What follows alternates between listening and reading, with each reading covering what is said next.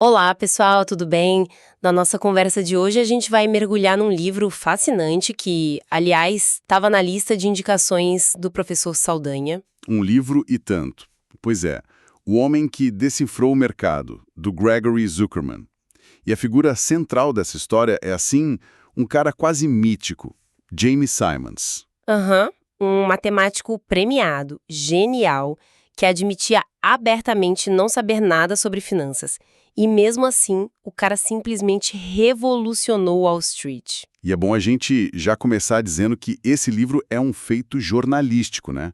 O Simons era uma pessoa absurdamente reservada. Quase um recluso, né? Totalmente. A empresa dele, a Renaissance Technologies, era tipo mais secreta que a CIA. O Zuckerman fez um trabalho de formiga, sabe? Mais de 400 entrevistas. Nossa, 400. Sim, falando com dezenas de funcionários, ex-funcionários, e ele até conseguiu algumas conversas com o próprio Simons. Ele montou um quebra-cabeça que ninguém tinha conseguido montar antes. Perfeito. E o que me fascina nessa história toda e que eu acho que a gente vai explorar hoje é justamente isso. Como um cara tão de fora, um acadêmico puro, conseguiu enxergar algo que todos os especialistas de Wall Street, Com décadas de experiência. exatamente, não conseguiam ver. A nossa missão aqui é desvendar essa jornada e entender como ele criou a maior máquina de fazer dinheiro da história, o fundo Medallion. Vamos lá. Ok, então vamos começar pelo começo, pela juventude dele. Porque o livro deixa muito claro que o Jim Simons não era um garoto, digamos, comum. Nem um pouco. Tem uma história ótima dele, com 14 anos, trabalhando numa loja de jardinagem. Ele disse para os donos que o sonho dele era estudar matemática no MIT e os caras riram dele. Pois é. Que tipo de autoconfiança um adolescente tem que ter para ouvir isso e não se abalar, né? Exato. E essa confiança vinha junto com um lado bem rebelde. Ele não era aquele estereótipo do nerd trancado no quarto. De jeito nenhum. As fontes descrevem as travessuras dele no MIT, que são, inacreditáveis. Chegou a construir um lança-chamas caseiro. O quê? Um lança-chamas? Um lança-chamas. E botou fogo num banheiro sem querer. Havia uma inquietude nele, uma necessidade de testar os limites, sabe? E isso fica super claro na viagem que ele fez depois da faculdade. A da lambreta? Essa mesma. Pegou uma lambreta com os amigos e foi da Colômbia até a Argentina. O lema da viagem era Buenos Aires ou fracasso. Um gênio da matemática, rebelde e aventureiro. Não parece o perfil de alguém que vai parar em Wall Street. Não mesmo. E o caminho foi bem tortuoso. Antes de qualquer coisa de finanças, ele foi parar num lugar totalmente inesperado. Criptoanálise, quebrando códigos. Exatamente. Trabalhando para a inteligência americana na Guerra Fria. No Institute for Defense Analysis, o IDAN, o trabalho dele era basicamente quebrar códigos soviéticos. E ali, sem ele saber. Ele estava construindo a base de tudo. Perfeito. Ele aprendeu a encontrar padrões, a achar sinal no meio de um ruído que parecia completamente aleatório. A habilidade fundamental da Renaissance, né? Encontrar ordem no caos do mercado. Mas ele não ficou lá por muito tempo. Não. Ele era publicamente contra a guerra do Vietnã, chegou a escrever um artigo criticando a guerra para Newsweek. O chefe dele, um general, não gostou nada da história. E o demitiu. Isso. E o livro diz que esse foi um momento crucial. Simons percebeu que, para ter liberdade de verdade, ele precisava ter controle sobre o próprio destino. E isso, no fim das contas, significava ter o próprio dinheiro. Entendi.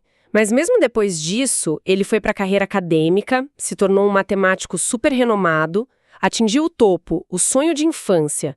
E aí vem uma das partes mais surpreendentes do livro para mim. A crise existencial. Exato. É um momento muito, muito revelador. Depois de publicar um trabalho que o consagrou como um dos grandes geômetras do século, ele vira para a esposa e pergunta tipo, então é isso? É isso que eu vou fazer da vida? Tem que ter algo mais? Espera um pouco. Isso é incrível. O cara alcança o sonho de uma vida, o reconhecimento máximo na área que ele ama, e a reação dele é de vazio? Exatamente. Porque para o Simons, a paixão não era a matemática em si. Era resolver problemas difíceis, era escalar montanhas que todo mundo dizia que eram impossíveis de escalar. E a matemática foi uma dessas montanhas, foi. Depois que ele a conquistou, precisava de uma nova, uma ainda mais desafiadora. E ele encontrou essa montanha no lugar mais improvável que existe: o mercado financeiro. E a primeira tentativa dele nesse mundo foi um desastre, né? Começou a negociar soja e quase quebrou. Foi uma montanha-russa total. Ele ganhou uma fortuna em poucos dias, se sentiu um gênio e na semana seguinte já estava prestes a perder tudo. Ah, o clássico. Pois é. Foi uma lição brutal sobre o perigo de operar com base na intuição, na emoção. A conclusão dele depois disso foi taxativa. Eu tenho que fazer isso matematicamente. O fator humano era o problema a ser eliminado. Ok, então a intuição está fora.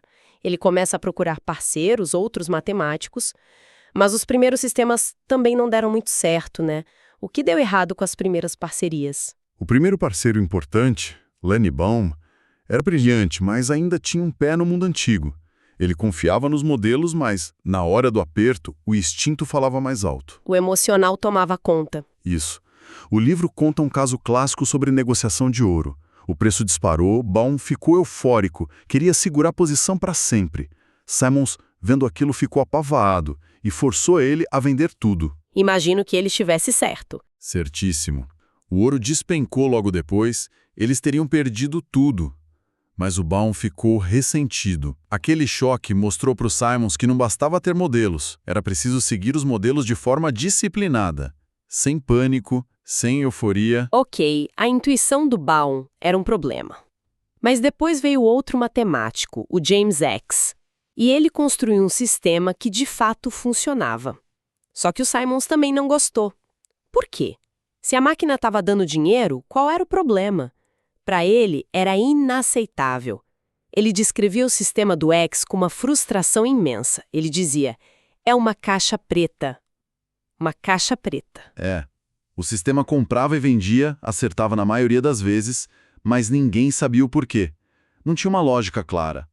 Para um matemático como ele, um resultado sem um processo que ele pudesse entender era quase um insulto. Ele queria construir um sistema, não operar uma máquina mágica. Entendi. Ele não queria ser passageiro do próprio fundo. E é aí que a história vira de chave com a chegada do Elwin Berlekamp, certo? O fundo Medallion existia, mas tinha resultados medíocres. O que o Berlekamp fez de tão diferente? O Berlekamp olhou para o que eles estavam fazendo, que eram basicamente apostas de médio e longo prazo. Tentando prever as grandes tendências. Isso. E ele disse basicamente, isso está tudo errado. A proposta dele foi radical e, para a época, completamente contraintuitiva. E qual era essa lógica maluca? A lógica era, parem de tentar acertar um home run. Em vez disso, vamos fazer milhares de pequenas apostas, todos os dias. Negociações que duram horas ou, no máximo, uns dias. Mas e o lucro? Aí que tá. O objetivo não é estar certo sempre. O objetivo é estar certo um pouquinho mais do que errado. Eles descobriram que se acertassem tipo 50,75% ou 51% das vezes, com um volume gigantesco de operações, os lucros seriam astronômicos. Isso quebra a cabeça de qualquer pessoa que já leu sobre investimentos, que sempre falam em comprar e segurar, procurar as grandes oportunidades. Eles estavam fazendo o exato oposto. Pararam de procurar histórias, o porquê uma ação vai subir ou uma moeda vai cair. Em vez disso, começaram a caçar o que chamavam de fantasmas. Fantasmas? Ou anomalias sutis nos dados. Padrões que se repetiam com uma frequência um pouco maior do que o acaso permitiria. Tipo, o preço de uma commodity tende a subir um pouquinho nas manhãs de terça e cair à tarde. E eles não se importavam com o motivo? Nenhuma. O porquê era irrelevante. A única verdade estava nos dados. Se o padrão era estatisticamente válido, era o que importava. Certo, então a filosofia é pequenas vantagens, alto volume, zero preocupação com a narrativa. Mas para colocar isso em prática em larga escala, com milhares de negociações por dia, eles precisavam de uma tecnologia que não existia na época. Exatamente. E foi aí que eles foram buscar gente de outra área. Foi quando Simons contratou Robert Mercer e Peter Brown, 2 cientistas da computação geniais da IBM. E o trabalho deles na IBM não tinha nada a ver com finanças, né? Nada. Eles eram especialistas em reconhecimento de fala. Reconhecimento de fala. O que uma coisa tem a ver com a outra? A lógica por trás é a mesma. Para ensinar um computador a entender a fala, você não ensina regras de gramática. Você alimenta o sistema com milhões de horas de áudio e texto e a máquina aprende sozinha os padrões. Ah, Ela aprende que depois do som bom, a probabilidade do próximo som ser dia é muito alta. Eles usavam modelos matemáticos para isso, os modelos ocultos de Markov. claro. Então eles trataram o mercado financeiro da mesma forma. Exatamente. Pensaram no mercado como uma linguagem. Os preços se movem numa sequência que parece aleatória, mas, assim como na fala, o que acontece agora depende do que aconteceu um segundo antes. E eles alimentaram o sistema com todos os dados que encontraram. Décadas de dados. Preços de ações, moedas, commodities, tudo. O sistema aprendeu a ouvir o mercado e a prever o próximo som mais provável, ou seja, o próximo movimento de preço. O impacto deles deve ter sido imediato. Foi monumental. Eles construíram um sistema unificado com 500 mil de linhas de código. Uma única máquina que analisava tudo e executava as ordens automaticamente. A visão original do Simons de remover o erro humano finalmente estava concretizada. Ok, então vamos tentar juntar as pressas. Qual é o segredo do medalho? O que fez esse fundo ter retornos médios de quase 70% ao ano por décadas? O livro aponta para uma combinação de fatores. O primeiro, e talvez o mais subestimado, é a cultura. A cultura da empresa. Isso. Em Wall Street, o normal são os silos. O trader de moedas não fala com de ações. Na Renaissance, era o oposto. Um único sistema de código. Todo mundo via tudo e podia contribuir. A ideia era que uma descoberta sobre o mercado de trigo na Ucrânia pudesse, de alguma forma, gerar um insight para o mercado de ienes no Japão. Uma abordagem totalmente científica e colaborativa. É o oposto de todo o filme sobre Wall Street. E o segundo pilar? O segundo é a pressa central. Eles perceberam que o que eles estavam modelando, na verdade, não eram os mercados. E o que era, então? O comportamento humano. A premissa deles era que os seres humanos, apesar de se acharem complexos, se tornam incrivelmente previsíveis sob estresse. Peraí, isso é genial. Então eles não estavam tentando prever o preço do milho. Eles estavam prevendo o que as pessoas fariam em relação ao milho, especialmente em pânico. Exatamente. Essa é a grande virada de chave. O mercado é um reflexo da psicologia de massa.